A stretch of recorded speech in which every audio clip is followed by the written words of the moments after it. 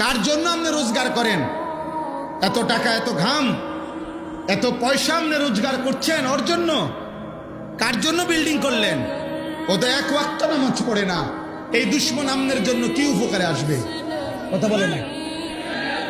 হ্যাঁ, ওই বাপ, আপনি যে আজকে 60 বছর হয়ে গেল, আপনি যে আজকে 30টা বছর ধরে এই বাজারে মাথার ঘাম পায়ে ফেলাইয়া একটা একটা টাকা রোজগার করেন, ব্যবসা করেন, আপনার স্ত্রীও বেপর্দা, আপনার ছেলেও নামাজ পড়ে না, আপনার মেয়েও পর্দা করে না, আপনি এনে বাজারে ঘাম ধরে আর তারা বইয়া বইয়া টেলিভিশনে ঘরে সোফাত বইয়া তারা নর্তকীর নাচ দেখে, নাটক দেখে, সিনেমা দেখে।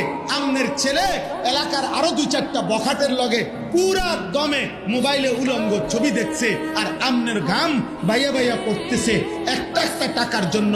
এই দুশ্মন যারা আল্লাহর দুশ্মন, নবীর দুশ্মন, ইমান ইসলামের দুশ্মন, যাদের ওযু নাই, সেজদা নাই, নামাজ নাই, দিন নাই, শরীয়ত নাই, এদের জন্য যে আপনি এত কষ্ট করলেন, এরা আপনার দুনিয়ার কি কাজে আসবে, আখিরাতের কি কাজে আসবে?